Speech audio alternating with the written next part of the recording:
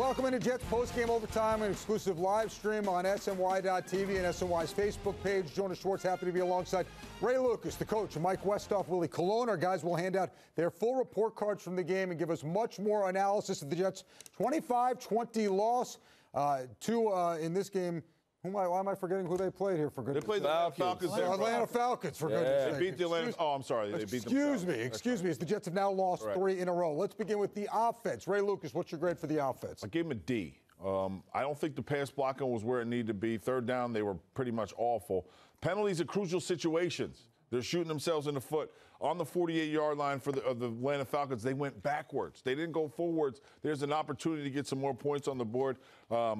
Again, you saw Josh McCown play pretty well, but when you have 43 yards rushing in a rainstorm, big fatties up front didn't get it done today, so I gave him a D. Mike. I give him a D also. 43 yards rushing. I don't think they adjusted very well to the movement of the defensive line from Atlanta.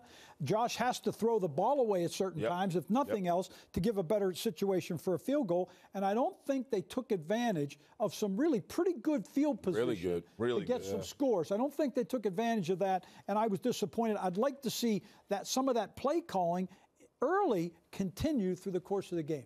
Willie. Yeah, I give him a D+. Even though, listen, they had 43 yards rushing. Bilal Powell had 2.4 on average. That's not good enough. He's way better than that. They were 6 for 50 on penalties.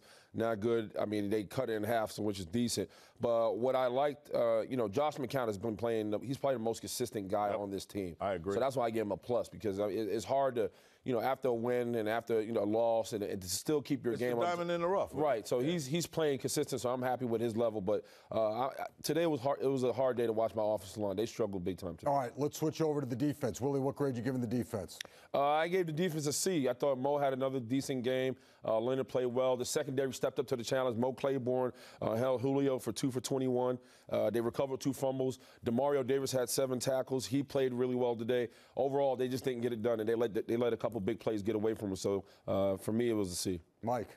I gave them a B in this regard. I thought they were handed some very poor field positions, and overall they reacted pretty well to it, because it could have gotten carried away. What I didn't like are some of the blown coverages where they really left some people wide open, and that disappointed me. But overall, I think there was a pretty solid performance against a very good offensive football team. What do you think, Ray? I gave him a D, and this might be a little bit too harsh, but I see 140 rushing. I see 4.4 yards per carry.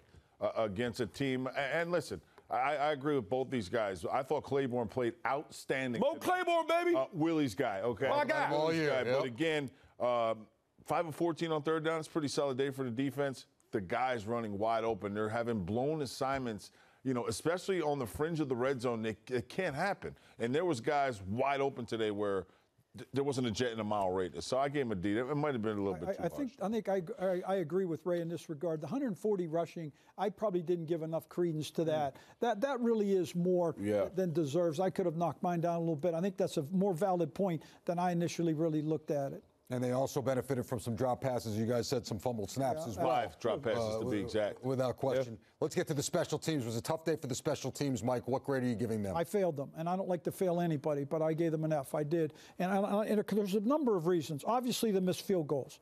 I think that could have been helped by the quarterback getting rid of the ball. I agree. The punt muff was really a mistake. One of the things that I don't like is I think under these field positions, I like to see you try to help that punt returner a little bit with some too deep, a short and deep, too deep, which we talked about earlier.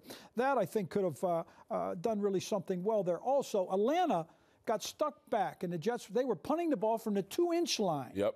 I want to pressure him and get someone right in his face, and they didn't do it. They let him blast it 60 yards, just about 50 out there, and got them out of the hook. So I think when I looked at all of it and you put it all together, I think it's really a very, very tough day for them, and I failed them. Willie? Yeah, rough day. I gave them a D. Obviously, you talk about the missed kicks. They didn't do a good job covering. I always felt like Atlanta was one tackle away from taking it to the house. They actually brought one to the house that got called back. So on a terrible call. Yeah, just all the way. Yeah, field goal, punting, everything was a rough day from. I gave them a D. Right. F.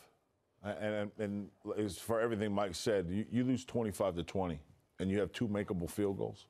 And I agree with Mike. The F also, when you think about what Willie said, that call that they made that brought that kick return back was nonsense. I'm going to be straight up honest with you. I'm glad they called it because it brings the kick back, but it was a Bush league call for me. So, I mean, 2 missed field goals, a touchdown that got called back for a really bad call. The special teams has to do a better job of, doing what they're supposed to do. Weather permitting, I get all that stuff, but I don't care. But in the rain, sleet, snow, you got to make. We've got to give credit when credit's due. Special teams for this team has usually been one of the highlights of this team. Absolutely. Yes. This year, this was a bad day. Let's put it in perspective too. Canizero, he's a good kicker. He had a bad day at the off the ball, driving it down on kickoff. But again, at a field goals too, he's been pretty consistent. Yeah. Today, not consistent. And generally, Jeremy Curley's one of the more short-handed guys. He's done a great job. Now, you've talked about in the pregame show about how a particular return that could have been useful in that situation. I think it's a whole formation. I think it's actually by far the special team's worst football game of the year. Yeah. They struggle because overall, I think I would agree with Willie. They've done a nice job this year. Solid. No question about that. Get some good teams too. All right, let's get the grades on coaching. Mike, what did you give the coaching staff? I gave them a C. Got a lot of things that happened I don't think the coaches were responsible for. This one I'm going to put on the players in a lot of ways. But here's what I didn't like. With the offense, I think they needed to help in that pass protection. Keep an extra guy in to help out a little bit because you're not like, you don't have all day in that weather to just sit and study the field. So I think they made a strategical error there. That really bothered me. The screen game disappeared. All of a sudden, it started off early, then it's disappeared. And I think they needed that extra lineman or whatever on offense. Yeah. So I'm going to blame, just to see, more fault with the offensive part of it than anything else. So I gave them a C. I think it was solid. There were some good things, but nothing really that jumped out at me. Right. I give them a B. And the reason being is one reason and one reason only. These guys don't get to cross the white lines. And the last 3 games that the Jets have faced great opponents.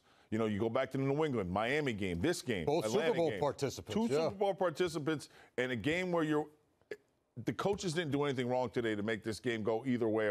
I agree with Mike, especially on the offensive side of the ball. But again, I'll put some on Josh McCown because he can't hold it. You can't hold it. You got to get rid of the football. And here's the best part about being a quarterback. When your offensive line is struggling, help them out. Get rid of the football. Throw it away. Hit the guy in the hot dog. It doesn't make a difference. But again, I don't think the coaches did anything today. There was no time mismanagement today. There was no timeouts called when it shouldn't have been, or a challenge that should have been challenged when it wasn't. Today, the coaches did the job I think that they needed to do. The players didn't pull through for them in the end. Willie. Yeah, I gave him a B. We got to also note, this team going into this game was dealing with an injury bug. Shell didn't play. You had to pull him for Cavalli. He ended up going down. Now you was forced to throw Ajalana in right tackle. They had some injuries in the secondary. Every guy with a helmet pretty much played in the secondary. So they had to overcome that. But going forward, I thought, coming off a tough loss in Miami, I feel like this team from an energy standpoint and from a body language standpoint came to play. They just didn't finish. And now that's kind of redundant. We're tired of saying that word. But the players beat themselves. The coaches they stuck with the run game. They rallied behind the defense. They just didn't get it done. So for me, I thought the coaches were solid today. Okay, so a tough stretch for the Jets, right? They lost the Patriots, the Dolphins, now the Falcons, all games they were in.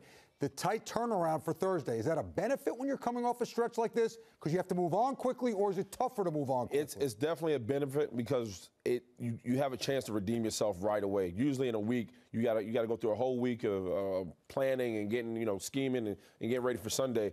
What the issue for this Jets team right now, they're starting to get touched by the injury bug. You talk about Claiborne with the foot. You talk about Shell. You don't know if he's going to be back out there. They may have some other guys out there dinged up. How are they going to rally and really get the guys that can be effective and beat this Bills team? That's going to be the question. For me, I always said it was a blessing because I don't have time to sit at home and just sulk and say, damn it, if I would have did this or would have did that. Guess what? This game is over, and it's on to the Buffalo Bills. I don't agree with these Thursday night football games. I'm going to tell everybody that right now. I don't think it's fair to the players, number one. How are you supposed to get healthy, like Willie just said about somebody like Morris Claiborne, who may just be a foot sprain, but he's not going to be. He might not be ready for Thursday. As we heard now, if it was a Sunday, he might be ready. He would be ready, right? As he said on Jets Postgame Live, X-rays on the foot were okay, but getting an MRI. Again, for me, I just think you're asking way too much of these NFL guys. But again, it's a blessing because you know what, Mike? I don't have time. Final word. It's on to the next meeting. I go along with that. I don't want all day to sit and dwell on it.